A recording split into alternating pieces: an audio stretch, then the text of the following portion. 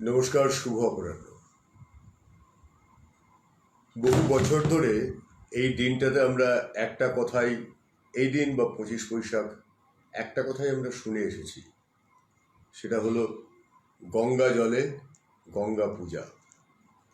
এই গঙ্গা জলে গঙ্গা পূজা ব্যাপারটা খুব আশ্চর্যভাবে সত্য হয়ে যায় যখন বিভিন্ন ক্ষেত্রে আমরা দেখতে পাই 25 বৈশাখ হোক বা 22শে শ্রাবণ, একই রকমভাবে ওই রবিবাবুর বা রবীন্দ্রবাবুর রচনা, তার জীবন, এই বছরের অন্যান্য দিনগুলোতেও যে তার গ্রহণযোগ্যতা কতটা, সেই গ্রহণযোগ্যতাটা তখন আলাদা হয়ে যায়, অন্যরকম হয়ে যায়।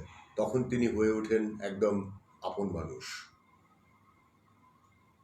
আপনারা কতজন দেখেছেন জানি না, কিন্তু আমরা প্রত্যেকেই মনে করি বা ভাবি যে আমাদের অন্যতম প্রধান বন্ধু এই মানুষটি, অন্যতম প্রধান আশ্রয় এই মানুষটি।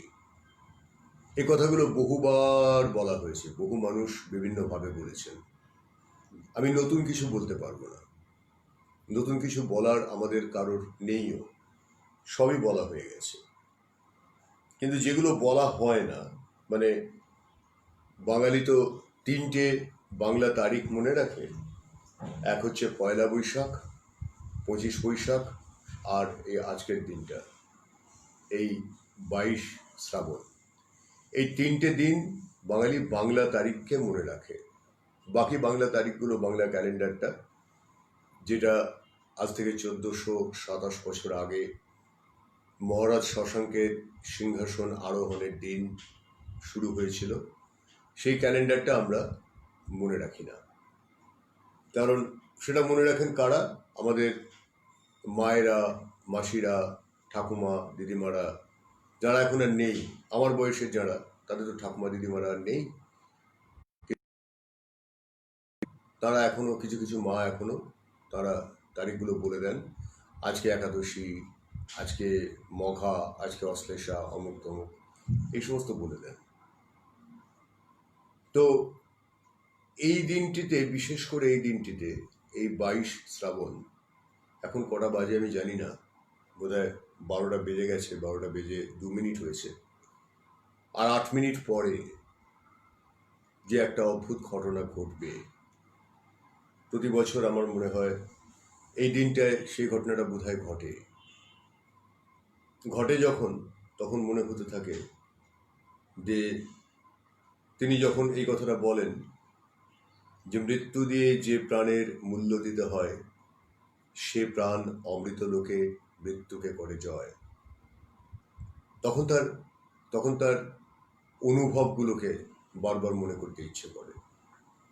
মনে হয় যে মানুষটা সারাটা জীবন বহু ঘাত প্রতিঘাত পেলেন, প্রচুর ঋণ করতে হলো তাকে সব কিছু চালাতে, শান্তিনিকেতনের আশ্রম বজায় রাখতে স্ত্রীর সমস্ত গহনা প্রথমে বন্ধক দিলেন কিছু, তারপরে বিক্রি করে দিলেন, কেননা আশ্রমের বালক বালিকারা, তার বালকরা তখন তারা খেতে পাচ্ছে না, তাদের ব্যবস্থা নেই। তো তিনি করে দিলেন, নোবেল পুরস্কারের অর্থ সবটা দিয়ে দিলেন। তারপর কি হলো, তার অনুভব নিয়ে যে আশ্রম যাত্রা শুরু করলো, সেখানকার শিক্ষা ব্যবস্থাটাকেই আমূল পাল্টে দেওয়া হলো।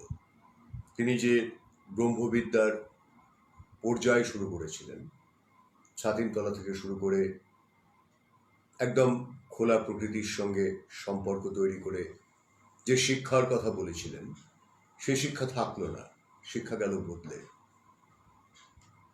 তার প্রয়াণের কয়েকদিনের মধ্যেই, কয়েক মাসের মধ্যেই, তার একমাত্র জীবিত পুত্র রথীন্দ্রনাথ ঠাকুর, তিনি এতটাই আক্রমণের শিকার হলেন যে তাকে চলে যেতে হলো আশ্রম ছেড়ে।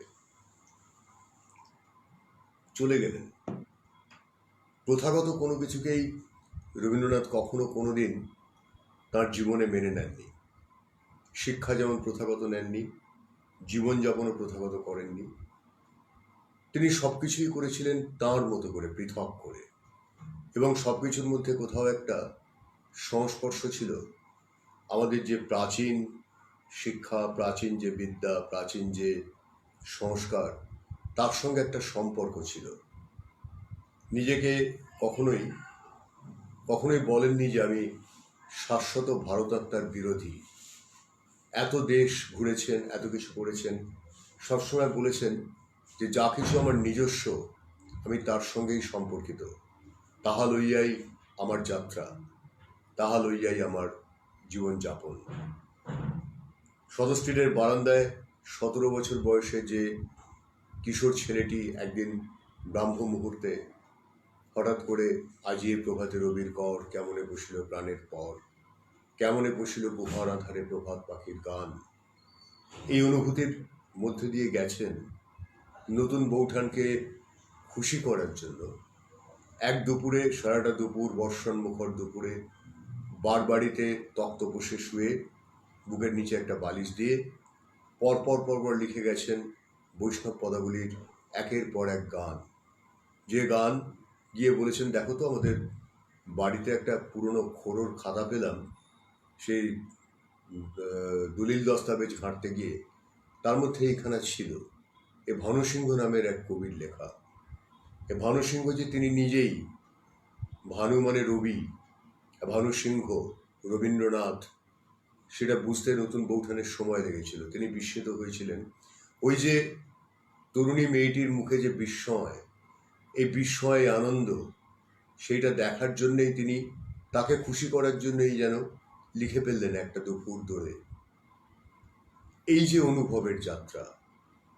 কিংবা ধরুন আমেদাবাদে না এলাহাবাদে, এলাহাবাদ সম্ভবত, এলাহাবাদে যেখানে গিয়ে তিনি ওই ক্ষুধিত পাষাণ গল্পটি লিখবেন পরবর্তীতে, সেখানে বড়দাদা সত্যেন্দ্রনাথের, তিনি হাইকোর্টের জাজ ছিলেন, তো যে কারণে তার বিশাল একখানা প্রাসাদ দিয়েছিল তখনকার ইংরেজ সরকার থাকার জন্য।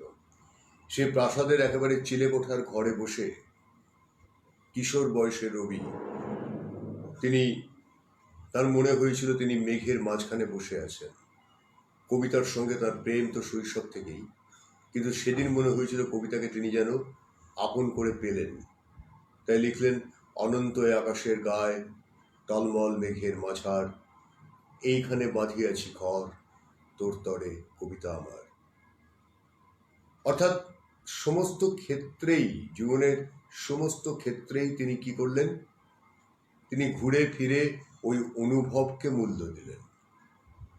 আর একদল মানুষ, আর কয়েক মিনিটের তো ব্যাপার, 8 আর 2 মিনিটের ব্যাপার। এই যে সময়টা তিনি চলে যাচ্ছেন, কালকে অনেক রাত পর্যন্ত মনে হচ্ছিল যে কোন অনুভব কাজ করছিল তার মধ্যে তখন। সমস্ত ব্রহ্মাণ্ডকে তো তিনি অনুভব করতেন নিজের ভেতরে, তাহলে কোন অনুভব কাজ করছিল চলে যাওয়ার আগের রাত্রিটা, সারাটা রাত্রি কি ভাবছিলেন তিনি? তার কি মনে পড়ছিল ছুটির কথা? ছুটি মানে এই যে মৃণালিনী দেবী, ছুটি, তার কথা, যাকে তিনি ছুটি বলে ডাকতেন এবং যিনি সবসময় তার অনুগামী ছিলেন, সত্যিকারের অনুগামী। মৃত্যু মুহূর্তে তাকে দেখা গেছে তিনি আশ্চর্যভাবে সমীন্দ্রনাথকে খুঁজেছেন। কে সমীন্দ্রনাথ? কনিষ্ঠ পুত্র সমীন্দ্রনাথ। কোথায় সেই সমীন্দ্রনাথ? সেই পুত্র রয়ে গেছে শান্তিনিকেতনে, কবিতাকে শান্তিনিকেতনে রেখে এসছেন। শুধু রেখে এসছেন তাই নয়, সেখানেই শেষ হয়নি। যখন স্ত্রী দেখতে চেয়েছেন, জোড়াসাঁকো ঠাকুর বাড়িতে তার চিকিৎসা হচ্ছে, নিজেই চিকিৎসা করছেন, যখন দেখতে চেয়েছেন, বলেছেন যে বিকারের মধ্যে বলেছেন যে ঘুমের মধ্যে আমি স্বামীকে খুঁজি, উনি কি সেটা বোঝেন না? তারপরে চলে গেছেন, বাকরোধ হয়ে চলে গেছেন। ছুটি, তার কথা কি মনে পড়েছিল? এ দেখুন, সেই মুহূর্তটা কথা বলতে বলতে চলে এলো, ঠিক 12টা বেজে 10 মিনিট। এই সময় অমৃত পথে যাত্রা করেছিলেন কবি। শেষের দিকে আর কথা বলেননি কিছু। আগের দিন পর্যন্ত তিনি একটা চিঠিতে পুত্রবধূ রথীন্দ্রনাথের স্ত্রীকে একটা চিঠিতে নিচে কেউ একজন লিখে দিয়েছিল, চিঠিটা কাঁপা কাঁপা হাতে সই করেছিলেন বাবা মশাই। ওই পর্যন্ত সেবিকাদের মুখে মুখে বলে কয়েকটি কবিতা লিখেছিলেন। আমরা জানি, সেগুলো সব আমরা জানি। কিন্তু চলে যাওয়ার পরে এই যে মুহূর্তটা, যখন তিনি চলে গেলেন, 12:10 তিনি চলে গেলেন, এর পরের যে মুহূর্তগুলো, তখন যেটা উন্মাদনা যেটা শুরু হলো, বহু মানুষ এদিক থেকে ওদিক থেকে সেদিক থেকে আসতে শুরু করলো, ঘর ভর্তি হয়ে গেল জোড়াসাঁকো ঠাকুর বাড়ি। তারপরে যখন তাকে নিয়ে যাওয়া হলো, যখন তাকে নিয়ে যাওয়া হচ্ছে নিমতলা শ্মশানে, তখন আশ্চর্যভাবে এই কলকাতা শহরেরই কিছু অত্যুৎসাহী মানুষজন, আমি শুনেছি শুধু নয়, তার উদাহরণও আছে, হয়তো সংবাদপত্রের রিপোর্টিংয়ে আছে, সেদিনের সংবাদপত্রের রিপোর্টিংয়ে আছে, যে তারা নাকি তার সমস্ত চুলদাড়ি ওই মরদেহ থেকে, তখনকার দিনে তো আর কাঁচের ঢাকা দেওয়া গাড়ি ছিল না, তিনি মানুষের কাঁধেই গিয়েছিলেন বা যেভাবেই হোক, নাকি সমস্ত ছিঁড়ে ছিঁড়ে নিয়ে নিয়েছিল। শুনেছি 1941 সাল, স্বাধীনতা আসতে তখনও 6 বছর বাকি। যে স্বাধীনতার কারিগর হিসেবে তিনি কাজ করেছেন এক সময়, তারা নাকি ছিঁড়ে ছিঁড়ে নিয়ে নিয়েছিল, শুনেছি। অর্থাৎ মানুষের মধ্যে কোথাও একটা ভালোবাসা নিশ্চয়ই ছিল, কিন্তু তার পাশাপাশি যেটা ছিল সেটা কি, সেটা হচ্ছে যে মানুষের মধ্যে যেটা ছিল সেটা হচ্ছে মূলতম একটা অনুভূতির জায়গা। সে অনুভূতি কীরকম সেটা আমরা বুঝি না, আমাদের বুঝতে অসুবিধা হয়। কারণ যদি মানুষ সত্যি এটা তার সঙ্গে করে থাকে, তাহলে সেই মানুষ কেমন মানুষ, তারা কি ধরনের মানুষ, এই প্রশ্নটা ওঠে। তারাও তো তার সময় বেঁচে ছিল, কিন্তু এই প্রশ্নটা ওঠে। আজকে কথা বলার ইচ্ছে আছে। রবীন্দ্র গবেষক তো প্রচুর আছেন, চারদিকে অনেক আছেন। একটা সময় তো রবীন্দ্রনাথের এমন কোনো বিষয় ছিল না যা নিয়ে গবেষণা হয়নি। এখনো হয় না এমন নয়, হয়। আমার এক পরিচিত বন্ধু, আমাদের ছাত্র জীবনে শুনেছিলাম, সে রবীন্দ্র গবেষণা করেছিল রবীন্দ্র উপন্যাসে, রবীন্দ্র রচনায় যদি, কেউ একজন করেছে রবীন্দ্র রচনায় কিন্তু, কেউ একজন করেছে রবীন্দ্র রচনায় ভাবনা। এরকম মানুষের বিষয় পায় না, খুঁজে খুঁজে খুঁজে খুঁজে তৈরি করে বিষয়।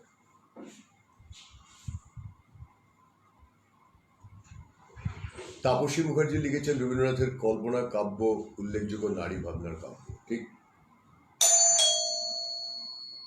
কেউ একজন ঠিক এই সময়টাতেই বারবার বেল বাজাচ্ছে এবং দরজা খুলে তাকে পাওয়া যাচ্ছে না। আসলে মানুষের ওই যে বললাম, অনুভবের জায়গাটা কোনোভাবেই কোনো মূল্য পায় না, অনুভব মূল্যহীন হয়ে থাকে। কি থেকে যায়? আড়ম্বর। কি থেকে যায়? প্রদর্শন। কি থেকে যায়?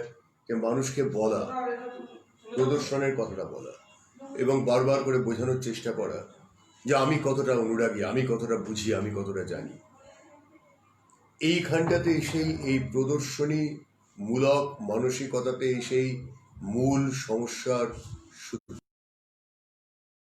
শান্তিনিকেতনের একটি ঘটনার কথা আপনাদের বলতে চাই। রবিবাবু মানে রবীন্দ্রবাবু সঙ্গে বোধহয় ছিলেন আরও কয়েকজন, তার পরিবারের আরও কয়েকজন মানুষ।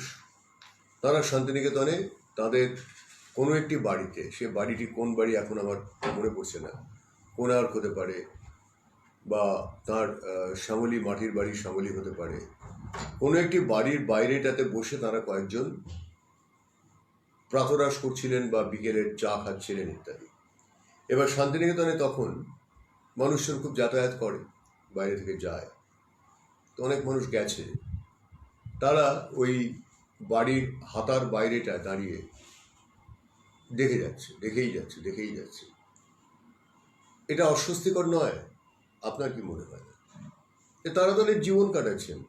তিনি একজন কবি, এত বড় একজন কবি, ঠিক আছে, তিনি তার জীবন কাটাচ্ছেন, তাকে ওইভাবে দেখতে হবে দাঁড়িয়ে দাঁড়িয়ে? এই যে মানুষের এই যে মানসিকতাটা, এই মানসিকতার মানে কিছুক্ষণ সহ্য করার পরে রবীন্দ্রবাবু কি করেছেন, তিনি উঠে ভিতরে চলে গেছেন। তারপরে একজনকেও গিয়ে বলেছে, কি দেখছেন? না, আমি দেখছিলাম, রবি ঠাকুরকে দেখছি। এবং সেখানে ক্রমশ ভিড় জমছে, তারা নানান রকম গুঞ্জন করছে, মন্তব্য করছে। অর্থাৎ এই যে ঘটনাটার কথা সম্ভবত অবন ঠাকুর লিখেছেন বা কেউ লিখেছেন, এই যে ঘটনাগুলো, এগুলো প্রমাণ করে যে তার অনুভবের কাছে পৌঁছানোর চেষ্টাটা আমরা করিনি, এখনো করি না। তার অনুভূতিতে কি কাজ করত, কিভাবে তার মধ্যে এই রচনাগুলো, তিনি যখন ভালো কথা বলেছেন সেগুলো আমরা শুনিনি। দুর্ভাগ্যের বিষয়, আজ তার কততম প্রয়াণ দিবস যেন? ৭৮তম প্রয়াণ দিবসে রীনা দিদিভাই লিখেছে, ৭৮তম প্রয়াণ দিবসে এসেও আমাদের এমন সমস্ত পুস্তক চারপাশে প্রকাশিত হতে দেখতে হয়, যে পুস্তকে কি লেখা থাকে, তার জীবনে নারীদের সঙ্গে তার সম্পর্ক, কেচ্ছা, এবং প্রকাশকরা, দুর্ভাগ্যের বিষয়, প্রকাশকরা বড় বড় করে বিজ্ঞাপন দেন, অমুক গ্রন্থ এত লক্ষ কপি বিক্রি হয়েছে। বিষয়টা কি না, রবীন্দ্র জীবনের কাদা ঘাঁটার বিষয়টা, সেই গ্রন্থটি এত লক্ষ কপি বিক্রি হয়েছে।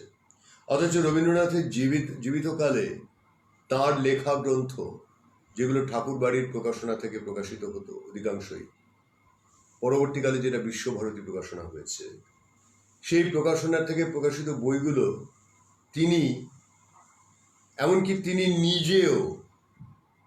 নিজেও বিক্রি করার চেষ্টা করেছেন, কিন্তু বিক্রি হয়নি। অথচ আজকে সেই রবীন্দ্রনাথকেই, সেই রবীন্দ্রবাবুকেই তার জীবনের মানে এমন এমন ঘটনা, সেগুলোর সঙ্গে কল্পনা মিশিয়ে কদর্য ভাষা প্রয়োগ করে লিখে সেগুলোকে বাজারজাত করা হয়। কোনো কোনো প্রকাশক সেগুলো প্রকাশ করে ব্যবসা করেন এবং সগর্বে বিজ্ঞাপন দেন, আমেরিকাতে বঙ্গ সাহিত্য সম্মেলনে অমুক লেখক গিয়ে হাজির হচ্ছেন। কেন না, তিনি রবীন্দ্র জীবনের এই কদর্যতা নিয়ে লিখে সেইটাকে বাজারজাত করে, বাণিজ্য করে তিনি এত লক্ষ কপি বই বিক্রি হয়েছে, আমাদের বিরাট গর্বের ব্যাপার। হয়তোবা তিনি পুরস্কারও পাবেন, হয়তোবা সেই কুৎসিত লেখক তিনি পুরস্কারও পাবেন। ব্যক্তিগত কথা বলতে আমার ভালো লাগে না। দক্ষিণ কলকাতার একটি অভিজাত ক্লাবে বছর দেড়েক আগে তার সঙ্গে আমার মুখোমুখি দেখা হয়েছিল। এই লেখককে আমি চিনি, নামটা বলতে আমার ঘৃণা, বলবো না, আপনারা জানেন। আমি প্রায় তাকে মারতে গিয়েছিলাম, তিনি মদ্যপান করছিলেন, নিমন্ত্রিত হয়ে গিয়েছিলাম একটা অনুষ্ঠানে বক্তা হিসেবে। তা তিনি ছিলেন, আমি গিয়ে তাকে বলেছিলাম যে আপনি যেটা করছেন, তিনি তখন বললেন, তুমি কি আমার সঙ্গে গুন্ডামি করবে? দরকার হলে করবো, খুব ঘৃণা হচ্ছে, আপনার অনেকটা বয়স হয়েছে তো, আমি যদি আপনাকে একটা জোরে থাবড়া মারি বা একটু ধাক্কা দিই, আপনারা তো হার্ট অ্যাটাক করে মারা যাবেন, তখন আমি একটা খুনের দায় করবো। ওই জন্য কিছু বললাম না, কিন্তু খুব ঘৃণা হচ্ছে, জানেন তো আপনাকে দেখে। আপনি বিকৃত মানসিকতার মানুষ, সেটা আমি জানি, অনেকদিন ধরেই জানি, বহুদিন ধরে জানি, আমার যৌবনের শুরুর থেকে জানি, আপনার লেখাপত্র পড়ে, আপনার সঙ্গে আমার অনেক আগের পরিচয়। কিন্তু এই যে কাজটা করলেন, এর জন্য কিন্তু জেনে রাখবেন, ইতিহাস আপনাকে ধিক্কারই দেবে। রাসপুটিনকে ইতিহাস, রাশিয়ার ইতিহাস, রাশিয়ার মানুষ তার সমসময় রাসপুটিনকে মেনে নিতে বাধ্য হয়েছিল। কেন? সে জারের স্ত্রীর প্রেমিক ছিল বলে, সে বিকৃতিকে সমাজে প্রতিষ্ঠা করেছিল বলে। কিন্তু রাসপুটিনকে হত্যা করার পর তার কবরের ওপরে 6টা ক্রুশ পুঁতে দেওয়া, কবর না, তার কফিনের ওপর 6টা ক্রুশ পুঁতে দিয়ে তাকে কিন্তু ঘৃণা করেছে ইতিহাস, আজও তাকে ঘৃণাই করে ইতিহাস। তাই রবীন্দ্র জীবনে কাদা ছেটানোর যারা চেষ্টা করবে, সে যত বড় হরিদাস পালই হোক না কেন, ইতিহাস তাকে ঘৃণা ছাড়া অন্য কিছু করবে না, কারণ তিনি অনুভব দিয়ে গেছেন। আজও পর্যন্ত আমাদের ভাবতে শিখিয়েছেন। তার প্রতিটি রচনা থেকে আমরা সে অনুভবটা পাই। চলুন, এমন একজন মানুষ যিনি রবীন্দ্রনাথের এই অনুভবকে অনুভব করেছেন, এমন একজন মানুষ যিনি রবীন্দ্রনাথের, শুধু রবীন্দ্রনাথ নয়, ঠাকুর বাড়ি নিয়ে খুব চমৎকার গবেষণাধর্মী কাজ করছেন। ইনি একজন সঙ্গীত শিল্পী, সঙ্গীত সাধক। ইনি কিন্তু রবীন্দ্রনাথের জীবনের এই দিকটি নিয়ে কখনো ঘাঁটবেন না। কেন ঘাঁটবেন না?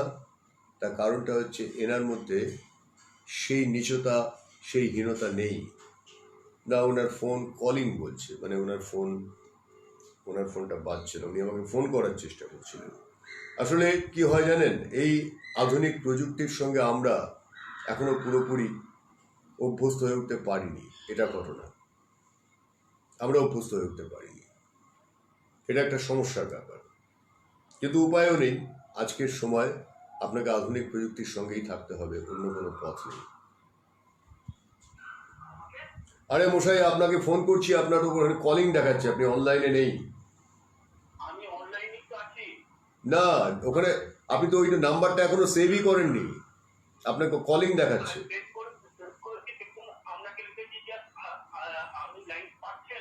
না, আপনি লেখেননি কিছু, এখানে কিছু আসেইনি।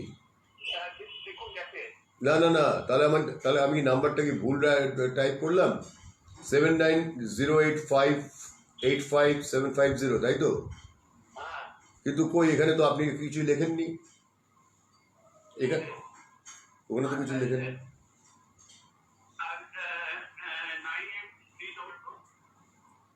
দাঁড়ান, তাহলে আবার আর একটা নাম্বার সেভ করতে হবে। ওই যে এই কথাটাই আমি এতক্ষণ বলছিলাম দর্শকদের, যে আমরা এখনো এই সমস্ত তো অভ্যস্ত হয়ে উঠিনি, বুঝেছেন তো? দাঁড়ান,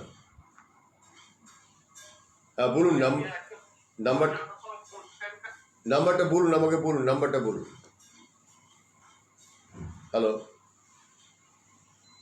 হ্যালো হ্যালো,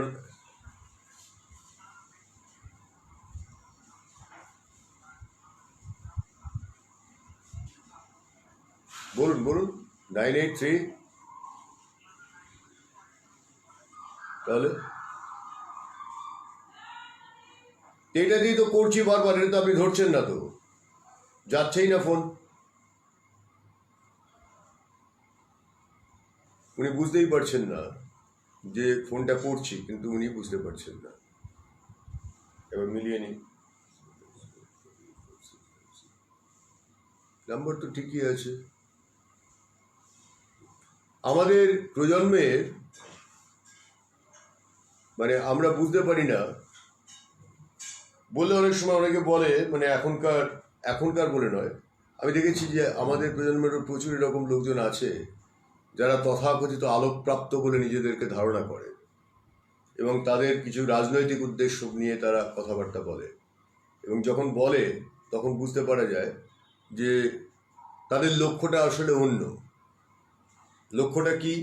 লক্ষ্যটা হচ্ছে নিজেদের ক্ষোভটাকে অন্যভাবে প্রচার করা, এটাই তাদের লক্ষ্য।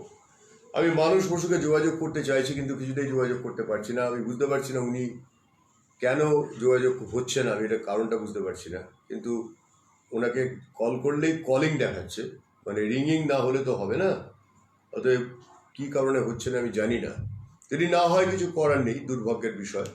তার কথা শুনতে পারলে ভালো লাগতো, কারণ ভদ্রলোক খুব পরিশ্রম করে একটা চমৎকার কাজ করছেন। তিনি একটা খুব বড় কাজের কাজ করেছেন, সত্যি কথা বলতে গেলে একটা কাজের কাজ করেছেন। কি করেছেন যদি প্রশ্ন করেন, তাহলে আমি বলবো উত্তরটা এরকম: জোড়াসাঁকো ঠাকুর বাড়ির ওপরে একটি প্রামাণ্য গ্রন্থ, 400 পাতার ওপর সেই গ্রন্থটির আয়তন, নাকি আরও বেশি বোধহয়। সেটি প্রকাশিত হয়েছে, শুধু প্রকাশিত হয়েই শেষ হয়ে যায়নি ঘটনাটা। সেই গ্রন্থটি দেখা গেছে যে বিশ্বভারতীর যে প্রদর্শনশালা বা এক্সিবিশন, মানে ভালো বাংলা বললে আমি দেখেছি অনেকে লক্ষ্য করে আজকাল বুঝতে পারেন না। প্রদর্শনশালা বললে লোকজনের মাথায় ঠিক ঢোকে না প্রদর্শনশালা কি। তো সেই প্রদর্শনশালাতে স্থান পেয়েছে বইটি। মানুষবাবু, আপনি যদি আমার কথা শুনতে পান তো আপনার ফোনটা একটু চালু করুন। আপনি কিন্তু ওই নাম্বারটিতে চালু করেননি। এই নাম্বারটিতেই আপনাকে ফোন করলাম, এই নাম্বারটি রয়েছে, এই নাম্বারটিতে আপনাকে চেষ্টা করলাম যোগাযোগ করার, আরও একবার করছি। তারপর না হলে কিছু করার থাকবে না, দুঃখজনক হবে। না, বারবার কলিং দেখাচ্ছে। আপনি কি অনুষ্ঠানে আছেন? তাহলে একটা মতামত লিখুন অন্তত, তাহলে বুঝতে পারবো যে আপনি অনুষ্ঠানে আছেন। কিন্তু কেন এরকম হবে আমি বুঝতে পারছি না। তো প্রদর্শনশালায় বইটি স্থান পেয়েছে। হ্যাঁ দিদিভাই, কি লিখেছো যে হোয়াটসঅ্যাপ নম্বরটাই তো আমার কাছে রয়েছে, কিন্তু সেটা দিয়ে উনি বুঝতে পারছেন না, ফোনটা যাচ্ছে না। কদর্য মানুষ কদর্য দিক দিয়ে আলোচনা করে প্রাপরি, কিন্তু সেটাই ওই বইটির বিক্রি লক্ষ লক্ষ বিক্রি হচ্ছে নাকি। সেই প্রকাশকের সঙ্গে একবার আমিও সেই প্রকাশককেও সে খুব বড় প্রকাশক তারা, কিন্তু তাদের মানসিকতাটা বড্ড ঘৃণ্য, বড্ড গা ঘিনঘিনে। রাজনীতি, নোংরামো, রবীন্দ্রনাথকে নিয়েও কম করেনি এরা, কম অসভ্যতা করেনি। এবং এখন ব্যবসা করার চেষ্টা করতে গিয়ে নেমে দেখছে, আগে তো রবীন্দ্র রচনাবলীগুলো যখন থেকে কপিরাইট উঠে গেল সেটাকে ছাপতে শুরু করে দিল, সেটা একটা হলো। সেটা যখন দেখা গেল যে সেখানে তো অনেক প্রতিযোগী, অনেক কিছু এসে গেছে, তাহলে কি নিয়ে করা যায়, ব্যবসাটা কি নিয়ে করা যায়। তারা ব্যবসা করতে চেষ্টা করলো কি নিয়ে না, সোজা কথা, মানুষবাবু ওইখানে ফোন করছেন, ওইখানে তো ফোন করে লাভ হবে না, ওই নাম্বার তো নয়। আপনাকে ওই নাম্বারে আমি তো যোগাযোগ করছি না মানুষবাবু, আপনি ওই নাম্বার থেকে উনি গন্ডগোল করে ফেলছেন, উনি ওই নাম্বারটায় ফোন করছেন, ওই নাম্বারটায় ফোন করলে হবে না।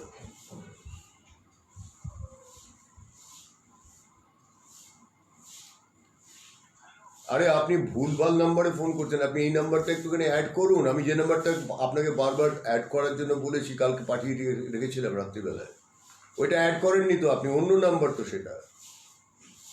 আপনি দেখুন আপনার হোয়াটসঅ্যাপে মেসেজ ঢুকে বসে আছে, আপনি সেটা দেখতে পাচ্ছেন না, একটু দেখুন প্লিজ, ওইটা অ্যাড করুন। এই নাম্বারটা ওই নাম্বারটায় ফোন করবেন না, ওইটায় ফোন করে ওটা আমরা এটা চলবে না, ওটা নয়, অন্য নাম্বার থেকে আপনাকে পাঠিয়েছি আমি। আপনি ওটাকে অ্যাড যদি বুঝতে পারছেন না আপনি, এই যে বললাম প্রযুক্তির সমস্যা আমাদের, এই প্রযুক্তির সমস্যা হলে কিছু করার থাকে না, আর আমরা সেখানে এই ফাঁদে পড়ে যাই। যাই হোক, যদি মানুষবাবুর সঙ্গে কথা না বলা যায়, না বলা গেল, তাতে কিছু এসে যাচ্ছে না। চেষ্টা করবো রাত্রিবেলা অনুষ্ঠানে ওকে ধরার, ওর সঙ্গে ব্যাপারটা ঠিকঠাক করে। না, ডাটা বন্ধ না, উনি ওই নাম্বারটা সেভ করেননি বিশ্বনাথ। না, একেবারেই উনি নাম্বারটা সেভই করেননি অর্ণব, যে কারণে হচ্ছে কি ওটা নাম্বারটা কিছুতেই কানেক্টেড হচ্ছে না। উনি নাম্বারটা দেখেননি, সেভও করেননি নাম্বারটা। উনি যদি একবার একটা কোনো মেসেজ দেখতেন, নাম্বারটা সেভ করে রাখতেন, তাহলে তাহলে তাহলে তো হতো। শুধু কলিংই হয়ে যাচ্ছে, নাম্বারটা সেভ করেননি এবং ওটা কোনো কারণে ওটা ঢুকছে না, এবারবার কলিং হয়ে যাচ্ছে। কিন্তু ওনার কথাগুলো শুনতে পারলে খুব মূল্যবান কথা ছিল, খুব ভালো লাগতো, সকলেরই ভালো লাগতো। দুর্ভাগ্যের বিষয় যে ওনাকে পাওয়া যাচ্ছে না, কিছুতেই যোগাযোগ করতে পারছি না। ওনাকে বারবার চেষ্টা করছি কিন্তু কিছুতেই হচ্ছে না। যাই হোক, তাল কেটে যাচ্ছে, বারবার তাল কেটে যাচ্ছে এই গোলমালের জন্য। তার চাইতে বরং চলুন একটা কাজ করি। আমার কতগুলো অনুভূতি এর মাঝখানে কাজ করেছে। যখন তাঁর এই প্রয়াণের দিনটা, মহাপ্রয়াণের দিনটাতে এই কষ্টকর কথাগুলো বলতে হয়, তখন খুব খারাপ লাগে, কিন্তু এটা সত্যি। আমরা অনেকে এই 25 বৈশাখ বা 22 শ্রাবণের দিনগুলোতে অনেক বড় বড় কথাবার্তা বলি বটে, কিন্তু সেগুলোর কোনো যৌক্তিকতা নেই, সেগুলো বলার কোনো অর্থ হয় না। আমরা যখন একদিকে ওই কদর্য বিকৃত কামী মানুষটির বইপত্র পড়ে সেটাকে মূল্যায়ন করি, এবং সেটা হাজার হাজার লক্ষ লক্ষ কপি নাকি বিক্রি হয়, প্রকাশক সগর্বে বিজ্ঞাপন দেয়, তার পাশাপাশি আমরা রবীন্দ্রনাথের উত্তরসূরি, আমরা রবীন্দ্রনাথের অমুকতম, এইসব যখন বলতে যাই তখন একটা দ্বিচারিতা হয় কোথাও। তো দ্বিচারিতাটাকে সহ্য করা খুব মুশকিল। এই যে দেবব্রত বিশ্বাস উদাহরণস্বরূপ, এই মানুষটি যখন রবিবাবুর গান গেয়েছেন তখন কি হয়েছে? তখন তার গান তাকে গাইতে দেওয়া হয়নি। কেন গাইতে দেওয়া হয়নি? না, তখনকার বিশ্বভারতীর যারা কর্তা ব্যক্তি ছিলেন, সেই কর্তা ব্যক্তিরা মনে করেছিলেন দেবব্রত বিশ্বাস রবীন্দ্রনাথের গান গাইবে, এটা মানে ওনার গায়ন রীতিটা ঠিক শান্তিনিকেতনের রীতি হচ্ছে না, উনি নিজের মতো করে গাইছেন, এই সমস্ত তারা মনে করেছে। মনে করে তার গান তারা বন্ধ করে দিয়েছে। ফলত আমাদের কি ক্ষতি হয়েছে? আমরা বঞ্চিত হয়েছি। উনি বাড়িতে বসে শেষ জীবনটা কত কষ্টে কাটিয়েছেন আমরা জানি। তিনি কি করেছেন? রাজনীতি করে তার গান গাওয়া তাকে বন্ধ করে দেওয়ার পর তিনি হারমোনিয়াম নিয়ে কাক ডাকছে, এই হচ্ছে তাই হচ্ছে, তার মধ্যে তিনি গান রেকর্ড করতেন। সেই গানগুলোকেও আমরা বারবার করে শুনি। অথচ তথাকথিত বিশ্বভারতীর যে সমস্ত শিল্পী বা বিভিন্ন প্রতিষ্ঠান, যে প্রতিষ্ঠানগুলো নানান রকম কায়দা ভাঙিয়ে তারা তৈরি করেছিল, নেপোটিজম করে তারা তৈরি করেছিল, সেই সব প্রতিষ্ঠান থেকে ওঠা যে সমস্ত শিল্পী, তারা একটা সময় চরম রাজত্ব করেছে। দুর্ভাগ্যের বিষয় হচ্ছে তাদের কতজনকে আমরা মনে রেখেছি। দেখুন, ইতিহাস সমসময়ে হয়তো তারা মাস্তানি করে চলে গেছে বটে, কিন্তু পরবর্তীতে তাদের সবাই ছুঁড়ে ফেলে দিয়েছে, কেউ মনে রাখেনি। সেসব শিল্পীদের কজনের গান আমরা শুনি? বা আজকের দিনেও যারা নানান রকম যন্ত্র নিয়ে রবীন্দ্রসঙ্গীত গায়, রবীন্দ্রবাবু বলেছিলেন যে আমার আর কিছু থাকুক না থাকুক, শুধু গান থেকে যাবে। 2500-এর ওপর লেখা গান তার থাকলো কোথায় বলুন তো? থাকলো না। দুর্ভাগ্যের বিষয় হচ্ছে যে গানগুলো, কয়েকটি গান থাকলো, বাকি গানগুলো কজন সেটাকে ঠিক মতো ধরলো। হ্যাঁ, তাপসী, ধন্যবাদ বিশ্বনাথ।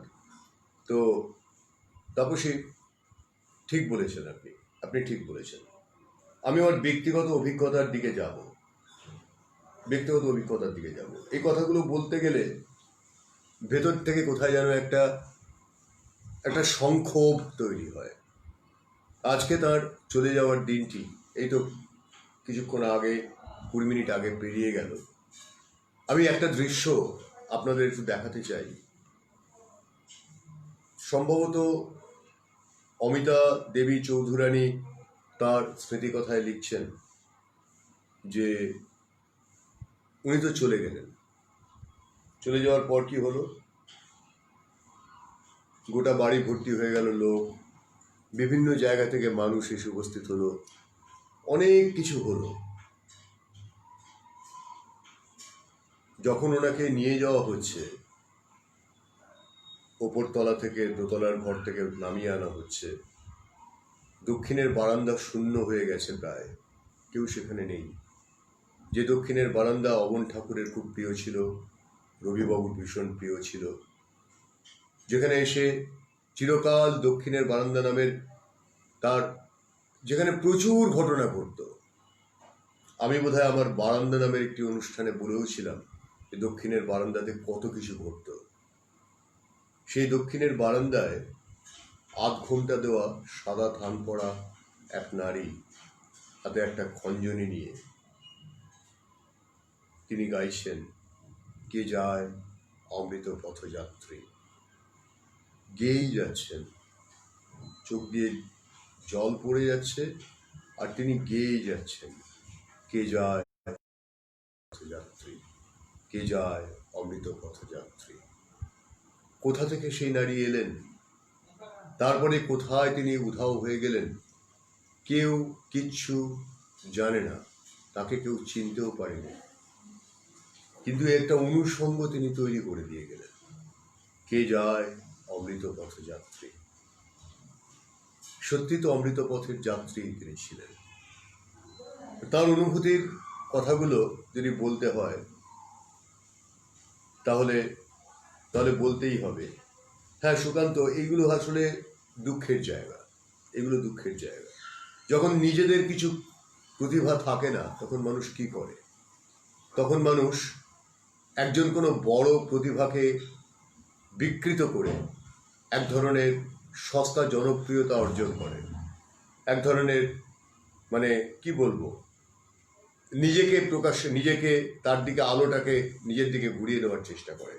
এবং অধিকাংশ মানুষ যেহেতু না মানুষের দলে পড়ে, তারা গিয়ে তার হাত ধরে ফেলে, তারা তাকে সমর্থন করে, সমাজের মধ্যে একটা আরেকটা রাসপুটিন গড়ে ওঠে। এইসব গড়ে উঠবেই, এগুলো স্বাভাবিক। কিন্তু জেনে রাখুন সুকান্তবাবু, জেনে রাখুন, এটা কিন্তু ওই অল্প কিছু দিনের জন্য, কারণ এদের চিরকালীন কোনো মূল্য নেই। যা কিছু চিরন্তন নয়, তাই অল্প কিছুদিনের জন্য হঠাৎ করে এতটা উপরে উঠে যায়, তারপরে সেটা চিরতরে হারিয়ে যায় এবং বিস্মৃতির অতলে তলিয়ে যায়। কি থেকে যায়? কি থেকে যায়? থেকে যায় হচ্ছে একটা ওই প্যাটন ট্যাঙ্কের গায়ে ঢিল মারার মতো। কেউ একজন ঢিল মেরেছিল, কিছুদিন তাকে মানুষ মনে রাখে, তারপর আস্থা করে তাকে লাথি মেরে ফেলে দেয় আবর্জনার মধ্যে। এই যেমন এই লেখকটি বইটি লিখেছেন বটে, আজ থেকে ডাউন দ্য লাইন আরও 30 বছর, 40 বছর, 50 বছর পরে মানুষ তাকে ঘৃণার সঙ্গে মনে করবে হয়তো। রবীন্দ্রনাথ থেকে যাবেন, তার সৃজন থেকে যাবে। ওই মানুষটি হয়তো তাকে দু একজন স্মরণ করবে, করবে না এমন নয়, তাকে নিয়ে হাসাহাসি করবে, তাকে নিয়ে ঘৃণা করবে, বলবে যে এই লোকটা এরকম একটা চেষ্টা করেছিল।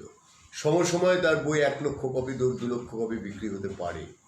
যারা তার বই কিনে ঘরে সাজিয়ে রেখে দেয়, তারা আর যেই হোক, তারা রবীন্দ্রনাথের অনুভবের বিন্দু মাত্র তারা অনুসারী নন। তাই চলুন, দুটি লেখা আমি, যদি আপনারা অনুমতি দেন, তাহলে আমি দুটি লেখা কিছু আসছে না, দেখতে পাচ্ছি না। তিলোত্তমা না, অনেকেই হয়তো পরে দেখবেন বা কাজে আসেন, এরকম ভাবে আমি বুঝতে পারি, সেটা হয়, এটা হতেই পারে, তাতে কিছু এসে যাচ্ছে না। আপনার অনুমতি দিলে আমি দুটি লেখা পড়ব। তার একটা গতকাল অনেক রাত্রিবেলায়, যখন রাত্রের মাঝরাত্রের দিকে একবার হঠাৎ করে ঝমঝম করে বৃষ্টি নামলো। আবার এই বাঁদিকে একটা দরজা আছে, তা আমি পাশের ঘরে খাবার জল আনতে গিয়েছিলাম, জলটা এনে দেখি দরজাটা খুলে গেছে। রাত্রে সচরাচর দরজা বন্ধ থাকে, সদর দরজা, তো হঠাৎ দেখি দরজাটা খোলা। ওটা অবাক লাগলো, দরজাটা খোলা কেন? তার আগে পর্যন্ত ওই বারবার করে ঋতুবহু, আমার খুব প্রিয় শিল্পী, তার কণ্ঠে শুনছিলাম, ব্যাকুল বকুলেরও ফুলে ভ্রমর মরে পথ ভুলে। এই ব্যাকুল বকুলের ফুলে ভ্রমর মরে পথ ভুলে, আকাশে কি বিপুল বাণী, বাতাসে করে কানাকানি, বনেরও অঞ্চল খানি। এই যে একটা বসন্ত দিনের অপূর্ব ছবি। ওই দরজাটা খুলে গেছে, আমি এসে দরজাটা লাগালাম, খানিকক্ষণ অবাক হয়ে তাকিয়ে দেখলাম, কে খুললো তো রাত্রিবেলা দরজাটা? সচরাচর তো বন্ধই থাকে। তো একটা অদ্ভুত অনুভূতি হলো। তখন বহু রাত, তখন মনে হলো, আচ্ছা, ঠিক এরকমই তো একটা রাত্রি ছিল, শ্রাবণ মাসের 21 তারিখ। দুপুর পর্যন্ত কথা বলেছেন, দুপুর পর্যন্ত একটা চিঠিতে সই করেছেন, বাবা মশাই কথাটা লিখেছেন কাঁপা কাঁপা হাতে। তারপর তার পরদিন দুপুরবেলা 12:10 তার চিরকালের জন্য যাত্রা সূচিত হবে। তখন মনে হলো যে কি ভাবছিলেন তিনি সেদিন রাত্রিবেলায়, ওই রকম একটা মননের মানুষ, কি ভাবছিলেন তিনি। তাই তখন এই লেখাটি লিখলাম, তাই না রবীন্দ্রবাবু? আমি তো তাকে রবীন্দ্রবাবু বলি, সমসাময়িক বলে মনে করি।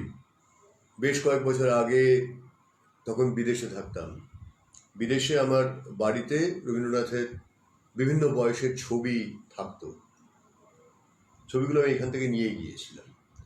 তো সেই ছবিগুলো, একটি ছবি ছিল বাল্মীকি প্রতিভা রবিবাবু। তো সেই ছবিটার সঙ্গে পাশে দাঁড়িয়ে যে ছবিটা দিয়েছি এখানে, আপনারা হয়তো দেখেছেন, ওই ছবিটা আমি একবার দেখাই না হয়, তাহলে একটু বুঝতে পারবেন, আন্দাজ পাবেন। হয়তো পছন্দ হবে না, কিন্তু এটা হচ্ছে আমার খুব পছন্দের ছবি। মানে আমার ছবিটা তোলার পরে মনে হয়েছিল যে না, ছবিটা ভালোই। এই ছবিটা আপনারা দেখেছেন, হয়তো অনেকে দেখেছেন। যে পাশে রবীন্দ্রনাথের ছবিটা ঝাপসা লাগছে অনেকটা, রবীন্দ্রনাথের সঙ্গে পাশে দাঁড়ানো একটা ছবি অনেক কষ্ট করে তুলেছিলাম। তো সেই ছবিটার দিকে তাকিয়েছিলাম, পুরনো একটা লেখা পড়ছিলাম, ছবিটা দেওয়ার পরে অনেক অনেক কথা বলেছিল। একটা কথা বারে বারে আসছে, ভাই কি হয়েছে দিদিভাই বুঝতে পারছি না। তো তখন আমার মনে হলো এই রাত্রিটা আমি কি ভেবেছিলেন তিনি, তার স্মৃতিতে কি এসেছিল, সেটা একটু ধরার চেষ্টা করলাম। তো লিখছিলাম, তাই না রবীন্দ্রবাবু, দুয়ার মোর পথপাশে সদাই তারে খুলে রাখি, কখন তার রথ আসে ব্যাকুল হয়ে জাগে আঁখি। সে রাত্রে আপনি কি জেগেছিলেন রবীন্দ্রবাবু? তার রথের প্রতীক্ষায় আপনার রোগ পাণ্ডুর ক্লান্ত অথচ অসীমে মিলিয়ে থাকা চোখ দুটি কি প্রতীক্ষা করেছিল? যেমন গ্যায়েটের প্রতীক্ষা করে থাকতেন সম্রাটের রথের জন্য। দুঃখের বর্ষায় চক্ষের জল যেই নামল, বক্ষের দরজায় বন্ধুর রথ সেই থামল।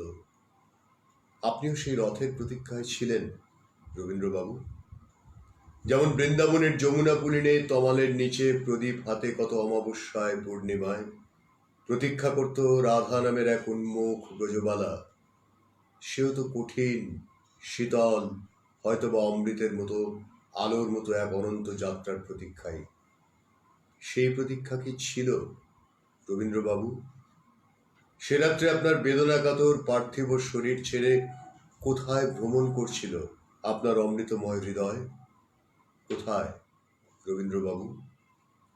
এক জীবনের অনন্ত শোকগুলি, অনন্ত বেদনার আধার, আপনার আশ্চর্য আত্মনটি কি সেই শ্রাবণ শেষের গহন রাত্রে সমস্ত জীবনের যাবৎ আনন্দের অমৃত গ্রহণ করতে করতে শেষবারের মতো মেঘ পদবীর ওপারে অনন্ত নক্ষত্র বীথিকায় বিপুল ব্রহ্মাণ্ডে ভ্রমণ করেছিল, যেমন করত সততই রবীন্দ্রবাবু? প্রথমবার বিলেত যাওয়ার আগে বোম্বাই শহরে মারাঠি কিশোরী আন্না তরখড়েকে মনে পড়েছিল, যাকে আপনি নাম দিয়েছিলেন নলিনী? ভোরের বেলায় সিঁড়ির ঘরের বন্ধ দুয়ারের সামনে দাঁড়িয়ে প্রভাতের পদ্মের মতো সেই কিশোরীটির জন্য গেয়েছিলেন, শুনো নলিনী খুলো গো আঁখি, ঘুম এখনো ভাঙিল নাকি, দেখো তোমার দুয়ার পরে সখী এসেছে নূতন রবি, শুনো নলিনী খুলো গো আঁখি। মনে পড়েছিল রবীন্দ্রবাবু? জানতে খুব ইচ্ছে করে আহমেদাবাদে বড়দাদা সত্যেন্দ্রনাথের সেই বিশাল প্রাসাদের মতো বাড়ির চিলেকোঠায় কবিতা নামের রমণীটির প্রতি আপনার প্রেমের শুরুর স্বীকৃতি দিয়েছিলেন যে নিঝুম দুপুরটায়। অনন্ত আকাশের গায়ে টলমল মেঘের মাঝার, এইখানে বাঁধিয়াছি ঘর, তোর তরে কবিতা আমার। সেই আশ্চর্য দুপুরটা মনে পড়েছিল রবীন্দ্রবাবু? কিংবা সুস্তা নদীর তীরে পাষাণের হর্মরাজিতে নিহত নূপুর নিক্ষণের রূপসী আরব্য রমণী আর পাগলা মেহের আলীর কথা মনে পড়েছিল রবীন্দ্রবাবু? শ্রীরামপুরে মোরান সাহেবের বাগান বাড়িতে জ্যোতিদাদা আর শ্রীমতী হেকেটি নতুন বৌঠানের সঙ্গে কাটানো কৈশোরের উজ্জ্বল দিনগুলো মনে পড়েছিল সে রাতে রবীন্দ্রবাবু?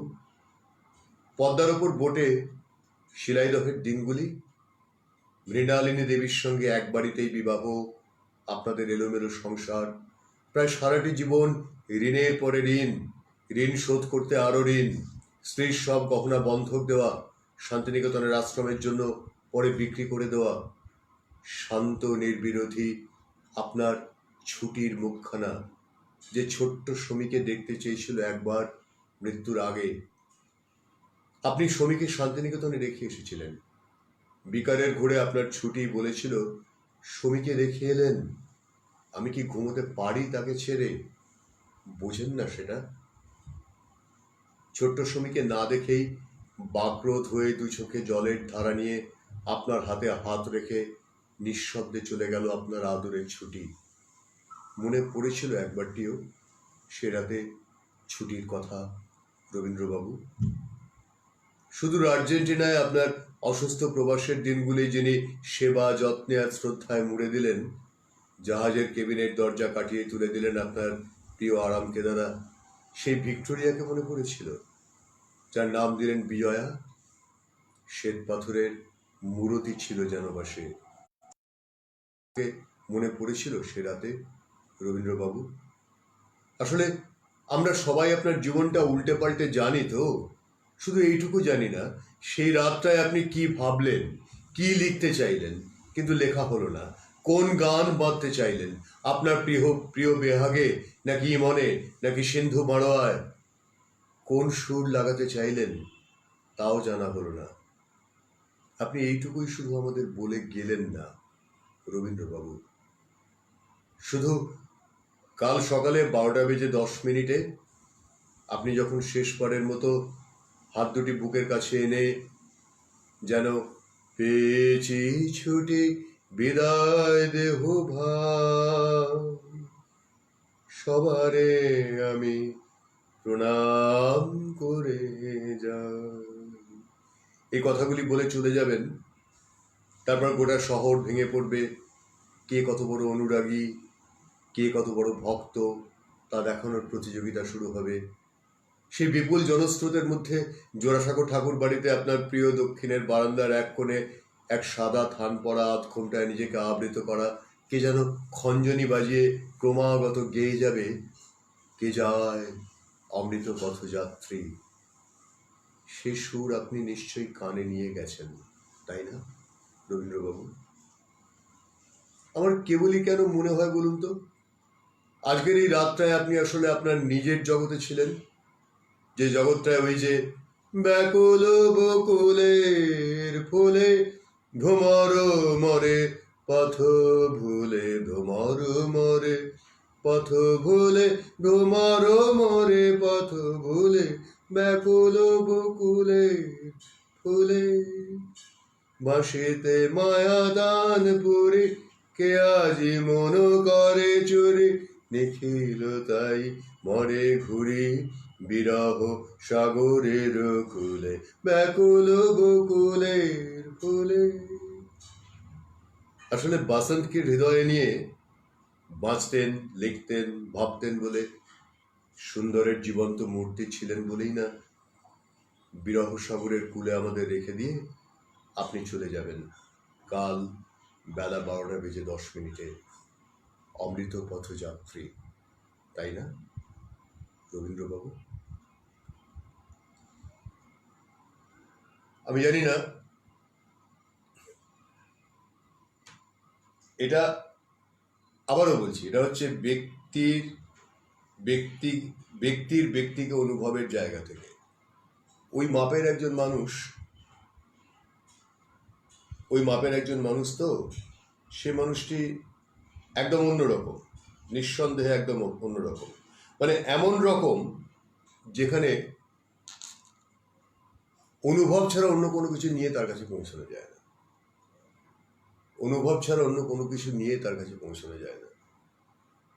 তো সেখানেই পৌঁছলো, সেখানে গঙ্গা জলে গঙ্গা পুজো ইত্যাদি ইত্যাদি, এগুলো পুরনো কথা আমরা জানি, কিন্তু সেই অনুভূতিগুলোকে ধরার চেষ্টা করাটাই তো বোধহয় জীবন। সেটা চেষ্টা করা হয়েছিল এই পর্যন্ত। এই যেমন কয়েকদিন আগে, কবে যেন,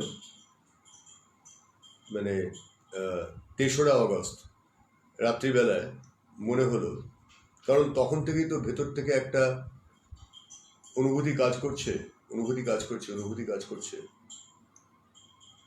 সেদিন মনে হলো যে রবীন্দ্রনাথের রচনায় যে নারীরা এসেছেন তাদের সকলের সঙ্গে তো সেই কৈশোর থেকে একটা প্রেমের সম্পর্ক তৈরি হয়েছে। সেটাকে অস্বীকার করি কি করে? কেন করবো অস্বীকার? করবো না, তাই বলবো। কি বলবো? রবীন্দ্রবাবু, আপনাকে বলি, আপনার সময় নারী চরিত্রগুলিকে যতটা মহৎ অমূল্য প্রায় অপ্রাপণীয় করে আপনি এঁকেছেন, নারীরা সত্যি তেমনটা ছিল বুঝি? বয়সে তারা প্র প্র পিতামহী হবেন,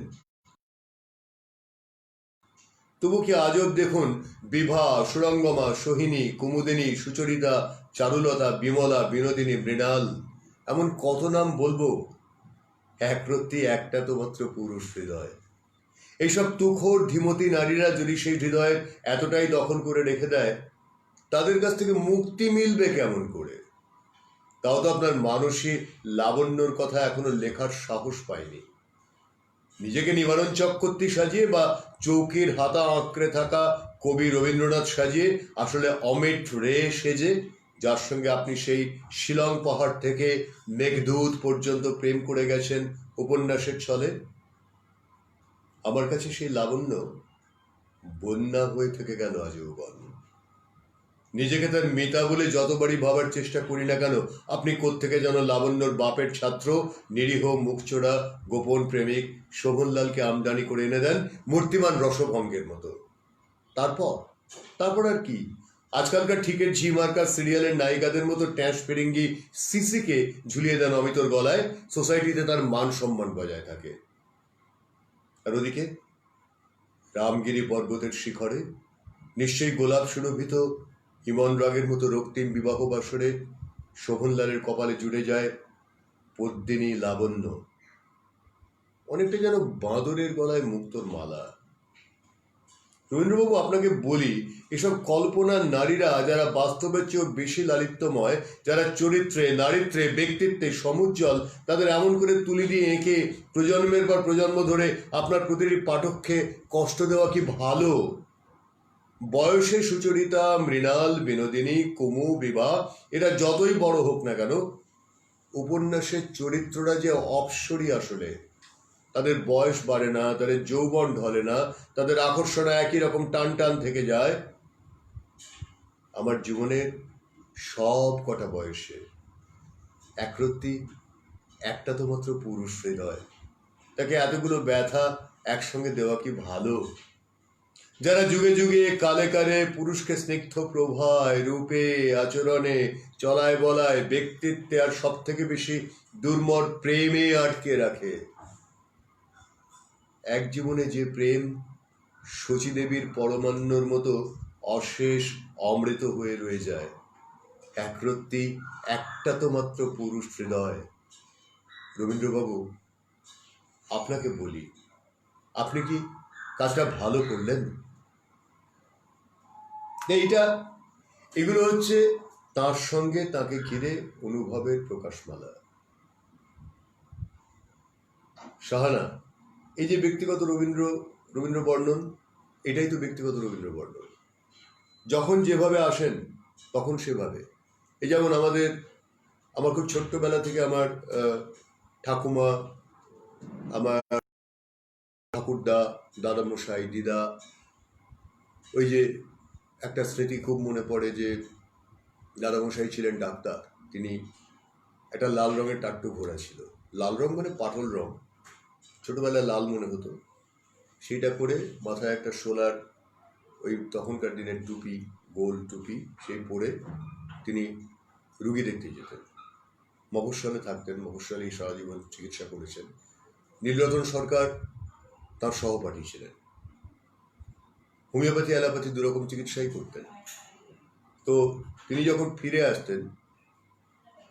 আসতেন ক্লান্ত হয়ে রুগী দেখে হয়তো, তো দেখেছি আমি লক্ষ্য করে যে জামশেদ চাচা বলে একজনের দোকান ছিল, একটা উঁচু দাওয়ার ওপর দোকানটা ছিল, বাড়িতে ঢোকার মুখে খুব উঁচু দাওয়া, একদিকে একটা ডাকঘর, ছোট্ট একটা ডাকঘর, লাল রঙের ডাক বাক্স, আরেকদিকের দাওয়াটাতে একটা দোকান সাজিয়ে বসতো জামশেদ চাচা। এবার আমরা গেছিলাম কয়েক বছর আগে, গিয়ে দেখি সে বাড়ি ভেঙে চলে দেওয়া হয়েছে, খুব মন খারাপ হয়েছিল। যাই হোক, তো ফিরছেন উনি, জামশেদ চাচা লাফ মেরে ওই ঘোড়াটাকে ধরে নিচ্ছে। একটা গঞ্জ শহর, আজিমগঞ্জ, আর ওপরের দোতলার ফ্রিল দেওয়া জানলা দিয়ে হাওয়ায় ভেসে আসছে শম্ভু মিত্রের কণ্ঠে।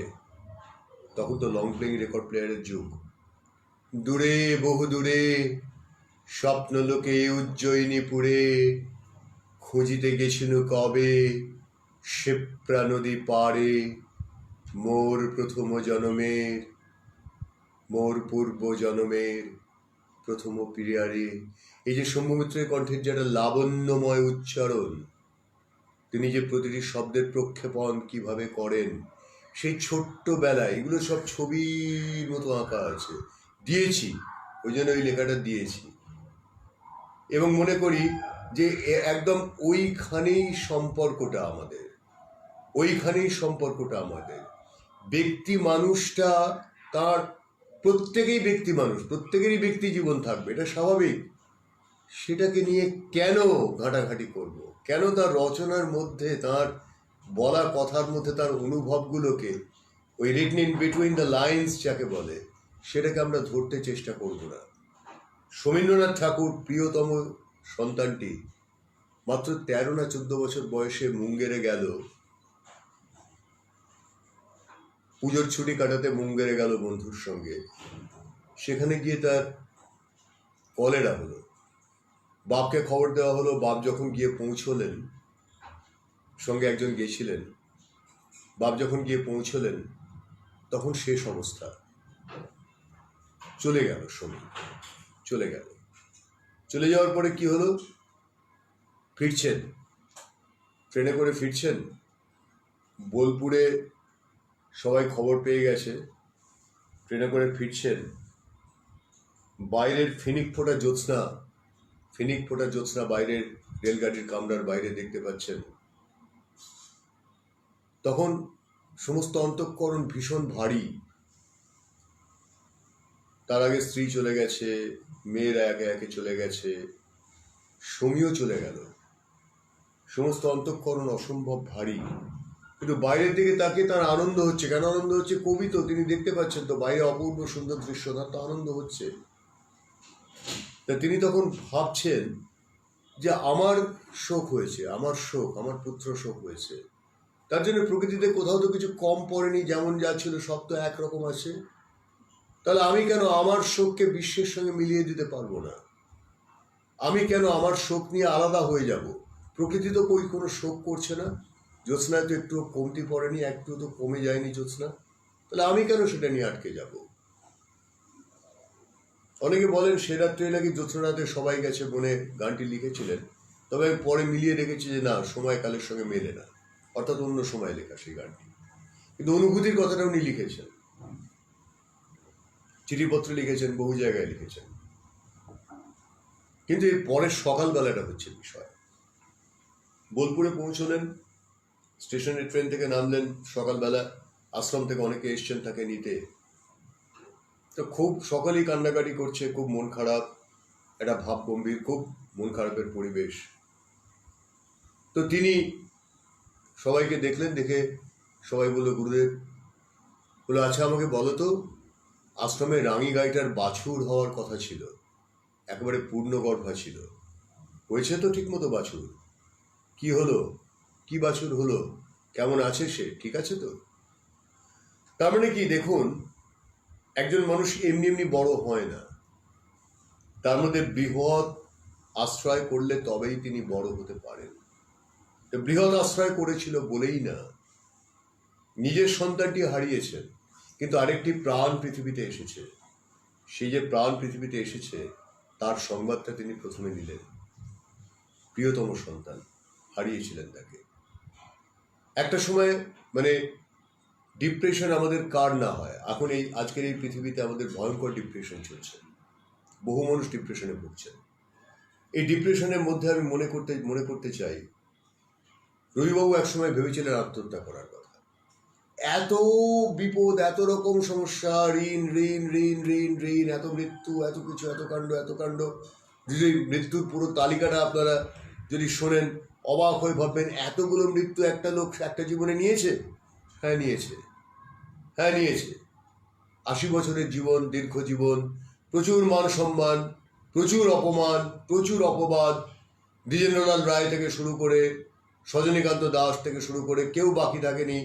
গালিগালাজ, এমনকি তার ব্যক্তি জীবন নিয়ে কুৎসা, অকথ্য ব্যাপার স্যাপার, ছোট্টবেলায় মাকে হারালেন, নতুন বৌঠানকে হারালেন, সবাইকে একের পর এক হারালেন, খালি হারালেন। কিন্তু আশ্চর্য ব্যাপার, আত্মহত্যা করার কথাও ভাবলেন একবার, ডিপ্রেশন কি তার হতো না? কিন্তু মহামানব নন, কিন্তু মানুষ তো আমার আপনার মতোই। তফাতের মধ্যে কি, তার অনুভূতিটা খুব প্রখর অনুভূতি ছিল। কিন্তু মানুষ তো, দিনের শেষে তো তিনিও মানুষ, নিজের সঙ্গে একাকিত্বে তিনিও মানুষ। সেই মানুষের জায়গাটা আমরা কেন ভুলে যাই? আমরা কেন প্রত্যাশা করি যে রবীন্দ্রনাথের নামের সঙ্গে একটা ঠাকুর জোড়া আছে, অতএব তাকে যা ইচ্ছে বলা যায়, তাকে নিয়ে যা খুশি আমি করতে পারি? না, আমি পারি না। আমি যদি মানুষ হই, তাহলে মানুষ হিসেবে তাকে দেখব, সেভাবে বিশ্লেষণ করব। মানুষের যা কিছু থাকে তারও সবকিছুই ছিল, তিনি মানুষের ঊর্ধ্বে ছিলেন না, রক্ত মাংসের মানুষ। তাই তাকে আমি আমার আপন সুহৃদ বলে ভাবতে পারি, আপন পিতা বলে ভাবতে পারি, আপন সন্তান বলে ভাবতে পারি, বা আপন কোনো আত্মীয় বলে ভাবতে পারি। সেটা আমার ব্যাপার, আমি কিভাবে নিচ্ছি। কিন্তু কখনোই যেটা পারি না, সেটা হচ্ছে যেহেতু তিনি একজন এত বড় মাপের মানুষ বলে আমার ক্ষুদ্রতা দিয়ে তাকে ক্ষুদ্র করার অধিকার আমার নেই। এই জায়গাটাতে আমার খুব আপত্তি। তিনি রবীন্দ্রনাথ, অতএব তিনি এটা করতে পারবেন না। তিনি রবীন্দ্রনাথ, অতএব তাঁর সম্পর্কে এই ব্যাপারটা বলা যাবে না। হ্যাঁ, তিনিও মানুষ, সাধারণ মানুষ। রবীন্দ্রনাথের পুত্র রথীন্দ্রনাথকে শান্তিনিকেতন ছেড়ে চলে যেতে হয়েছিল কেন? এই কতগুলো নীতি মোড়লের ওস্তাদির জন্য বাধ্য হয়ে তিনি চলে গেছিলেন। অনেক পরে এই ধরুন 2010-11 সাল নাগাদ রথী ঠাকুরের সঙ্গে তার বান্ধবীর চিঠিপত্রের একটা সংকলন, একটি বই প্রকাশিত হয়। ওই একই প্রকাশক, যে প্রকাশক আজকে তার কুৎসার বইগুলি ছাপছে, সেই প্রকাশকই ওই বইটিও ছেপেছিল। তখন আমাকে খুব দুঃখ করে ফোন করে একদিন বলছে, জানেন, আমি বইটার কাভারে রথী ঠাকুরের হাতে সিগারেট নিয়ে ছবি দিয়েছি বলে আমাকে প্রচণ্ড সমালোচনার মুখে পড়তে হয়েছে। তাই বললাম, তুমি পাত্তা দিচ্ছ কেন? আমার থেকে বয়সে খানিকটা ছোট, পাত্তা দিচ্ছ কেন? বলো, কি করব বলুন, এরাই তো সমালোচনা লিখবে, এই করবে তাই করবে, কি করা যায় বলুন তো। কিন্তু ওই ছবিটা আমার খুব পছন্দ হয়েছে, আমি কাভারে দিয়েছি, রয়্যাল সাইজের বই। আমি বলেছিলাম যে বেশ করেছে, দিয়েছে।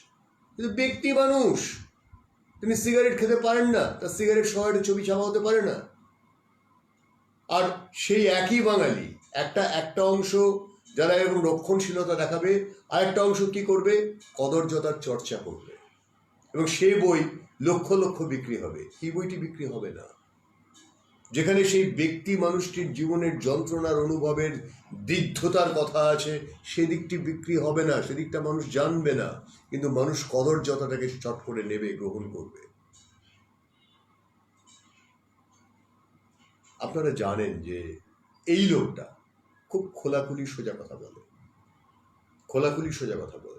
তো খোলাখুলি সোজা কথা বলতে গিয়ে আমি যখন আমার অনুভবটাকে ধরার চেষ্টা করি, আমি দেখতে পাই সে লোকটা একটা ভয়ঙ্কর অনুভবী মানুষ। সে বাস্তব মাটিতে পা দিয়ে হাঁটেইনি কোনো দিন।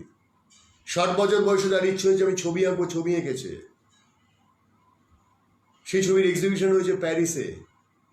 সে তার আগে লেখার মধ্যে থেকে ছবি মুখ বের করত, এবং সেই ছবিগুলো কি ছবি, আশ্চর্যভাবে তার ভেতরে, তার অন্তরে, অন্তঃস্থলে, অর্থাৎ সাবকনসিয়াসে তলিয়ে থাকা সেই অনুভূতির ছবিগুলো তিনি এঁকেছেন।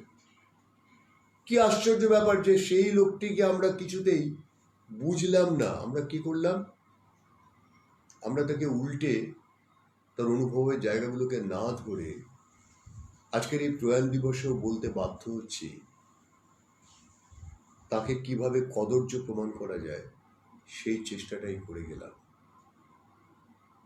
এবং সেই সমস্ত গ্রন্থ লক্ষ লক্ষ বিক্রি হলো। তাহলে আমরা যেন তার উত্তরসূরি হিসেবে নিজেদের দাবি না করি।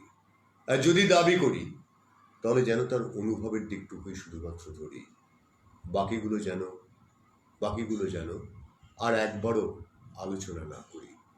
বড় ঘৃণা হয়। না মানুষের পরিপূর্ণতার এই যে পৃথিবী, সেই পৃথিবী টিকবে না, সেই পৃথিবী টিকতে পারে না।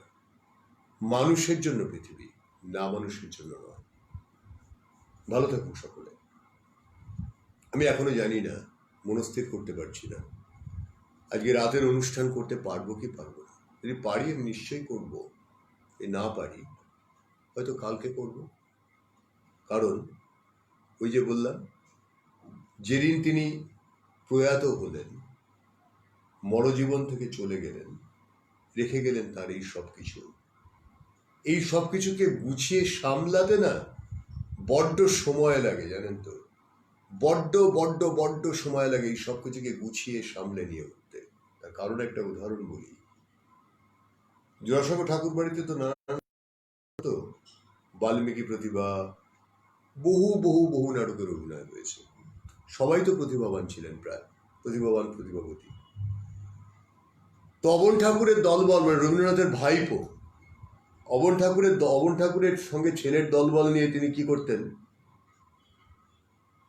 পরের দিন অভিনয়ের পরের দিন সোফা কৌচ এই সমস্ত দিয়ে সাজিয়ে দর্শকদের বসার জায়গা করা হতো। রাজা মহারাজা রথী মহারথীরা আসতেন সমাজে। অবন ঠাকুর পরদিন সকাল হতেই দলবল মিলে সেইখানে হাজির, হামলা। কি ব্যাপার? ওরে দল মিলে খোঁজ। এত বড় রাজা মহারাজারা এসছিলেন, তাদের সবাই দামি পোশাক পরে এসছিলেন। তাদের কোথায় কার পাগড়ি থেকে, কার হয়তো গলার মালা থেকে মুক্ত জহরত হিরে নিশ্চয়ই 2-4টে খসে পড়ে চড়ে সোফার ফাঁকগুলোকে দেখ, এদিক ওদিক ভালো করে খুঁজে দেখ, কিছু না কিছু পাবি। তারা তো চলে গেছেন আগের দিন রাত্রিবেলায়, পানভোজন হয়েছে, অভিনয় হয়েছে, তারা চলে গেছেন, কিন্তু নিশ্চয়ই কিছু না কিছু পড়ে আছে এবং সত্যিই কিছু না কিছু পাওয়া যেত। তা আজকে হচ্ছে সেই দিনটা। প্রতি বছরই আসে, প্রত্যেক দিনই সেরকমভাবে পাওয়া যেতে পারে, কিন্তু আজকে একটা বিশেষ দিন। বিশেষ দিনটা কি? তার অনুভবের যে মণিমুক্তগুলো, হিরে জহরতগুলো ছড়িয়ে ছিটিয়ে পড়ে আছে, তার কটাকে আমরা নিতে পেরেছি আমি জানি না, কিন্তু আজকে একটু হাতরে খুঁজতে ভালো লাগবে। কেননা তার সেই দৃষ্টি আজকে এখনো পর্যন্ত, ওই দেখুন তাকিয়ে আছেন না, তার সেই দৃষ্টি এখনো পর্যন্ত দেখছে। আমি তো দিয়ে গেলাম, নিতে পারলো তো, নিল তো, আর যদিও বা নিয়েও থাকে, সেই নেওয়াটা কতটা গ্রহণ করতে পারলো তো, তিনি তো দিয়ে চলে গেছেন। সেই হিরে জহরত মণিমাণিক্যগুলো খুঁজে নিতে হবে না, দেখতে হবে না কোথায় কি আছে, সেই দেখাটাই চলুক, সন্ধানটা চলুক। ভালো থাকুক সকলে। পেয়েছে ছুটি বিদায় দেব ভাই, সবারে আমি প্রণাম করে যাই। আনন্দ।